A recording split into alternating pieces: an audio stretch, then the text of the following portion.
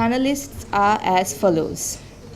Ms. Amrita Johri, armed with a higher education from London School of Economics and Political Science, has been working with Satak Nagrik Sangathan since 2007. She is also a member of the Working Committee of the National Campaign for People's Right to Information, NCPRI. She has been closely involved with initiatives to carry out people-led assessments and research on the implementation of the Right to Information Act in India. She has also co-authored 3 national-level assessments.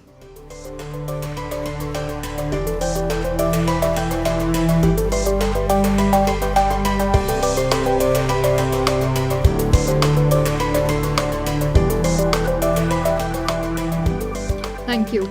So in India, civil society has been involved right from the demand of the law, from leading the RTI movement, and as many of you have sort of also discussed earlier in the earlier sessions, that there was a very, very widespread movement in India which involved not just lawyers, academicians, professors, social activists, but also rural communities and the urban poor communities. And in fact, the articulation of the need for information really came from these communities, because they understood how access to information could empower them to access their other basic rights and entitlements. So in fact, it was the struggle for minimum wages, the struggle for accessing right to food, which led people to realize that actually their access to these rights was hidden in government records. So being told that you won't get your minimum wages because the record shows that you haven't attended the worksite every day, and when you ask for a copy of that record, being told that this can't be given to you. So really the whole articulation came from common people realizing that we must have access to this information. And of course, as the sort of demand grew, there were lots of other people who jumped in, and the Press Council of India also played a seminal role in terms of putting out the first draft of the RTI law in India, the RTI bill, which then later was worked on by civil society as well. Before the national law came in, there were several important landmark judgments by the Supreme Court of India which said that the right to information is a fundamental right and flows from Article 19, something similar to what happened in Sri Lanka. And many of these rulings came on petitions filed by civil society. So it was environmental groups which went to the Supreme Court asking for information. It was groups which were working. So in India there was a huge tragedy called the Bhopal gas leak tragedy, in which several people died and generations continue to be maimed. So when they went back and asked for accountability and went to the court asking for records. Also, before the national law came in, we had 9 states that passed state-level right to information legislation, and civil society played a crucial role in terms of spreading awareness about these state laws and helping people use these laws, which actually gave people a sense of how empowering the law could be, and also generated the movement for the national law. The group that I work with in Delhi, called Satak Nagrik Sangathan, also worked on creating awareness about the Delhi right to information law much before the national law came in, and we used it to secure access to right to food for the poorest and the most marginalized. The involvement of civil society has also had an impact on the nature of the law itself. So several provisions of the law can actually you can look at it and understand where they came from. So the provision which says that if somebody doesn't know how to read or write, it is the responsibility of the public information officer to reduce it into writing. Similarly, there are specific provisions within the law which are supposed to facilitate access to information for disabled people, which again came from people working on disability rights being part of the RTI movement. In terms of the use of the law, anywhere from 4 to 6 million RTI applications are filed every year in India, which makes it one of the most extensively used RTI law anywhere in the world. And the use is very, very wide ranging. So people are using it in their daily struggle for their basic rights. They're using it to question and to expose corruption. They're using it to question the highest offices, to question the highest public officials. So the Prime Minister, the President, judges of the Supreme Court. Right now, there's an ongoing case in India about whether or not our Prime Minister actually has the educational qualifications which he's claimed to have done in his election affidavit. And also, there's extensive use of the law by social movements. So almost each and every social movement in India has today adopted the RTI as not just a means of accessing information, but also as a tool of advocacy and accountability. So for example, the Dalit rights group asked whether the budget earmarks for them have actually been used for them or whether they've been used in some other schemes by the government. Similarly, land rights, people working against illegal mining. Just just to share some stories of success stories, what we call in India, and this has really been one of the ways in which we've been creating awareness and propagating use of the law, is by sharing how people have been able to use the law to successfully access their rights and entitlements. So on the bottom right, you have a photograph of a homeless woman who used the RTI law to ask why her pension had been stopped without providing any information to her. And she took her fight right up to the Information Commission, which did not only order disclosure of information but also awarded her a compensation because she had been denied her pension without giving her access to the reason why her pension had been stopped. Next to her is a photograph of a woman who's been using the right to information to look at the quality of grains that's provided to her under the Right to Food program. So the Indian Right to Information law includes access not just to documents and records, but also to samples. So you can actually ask for a sample of the food grain from the godown and then compare it to what is being given to you and compare the two to see whether it's the same as what you're getting or whether there's been some sort of pilferage or mixing.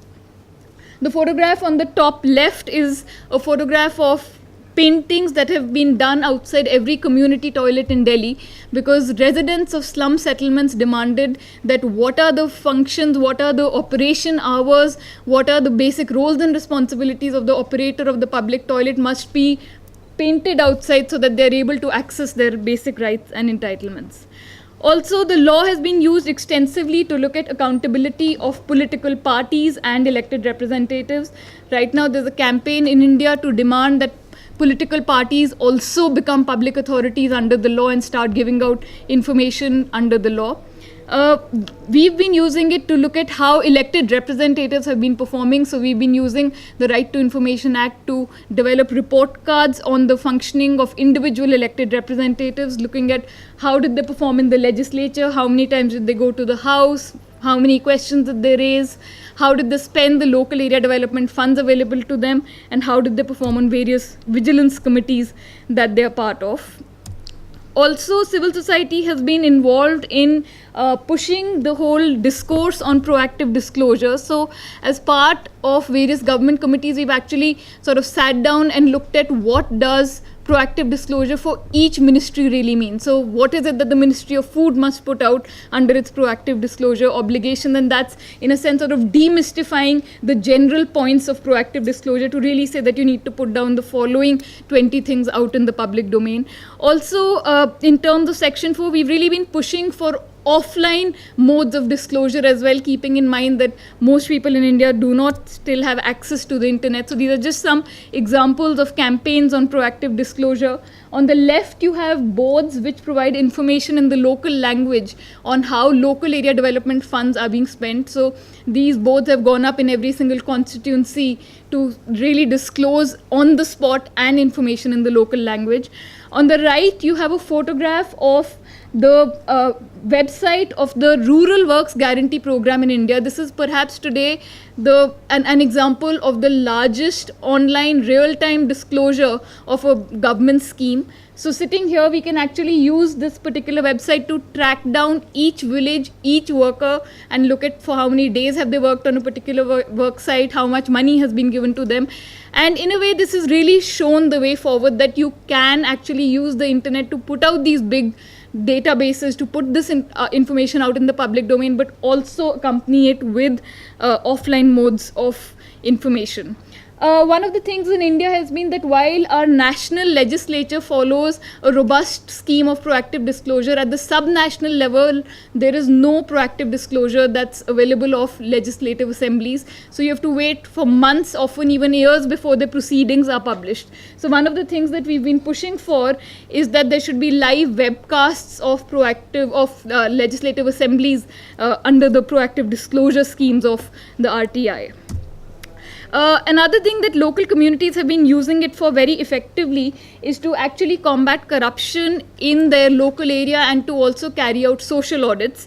So while the government carries out financial audits in which it looks at when a road is constructed, whether the tendering was done properly, whether the bills and vouchers and estimates are in order or not, the process of a social audit takes these files out into the field and checks whether that road actually exists on the ground or not. In a sense, that's actually the most important question, that the money that you spent it on, is that actually there on the ground or not. So these are just some photographs from social audits that have happened.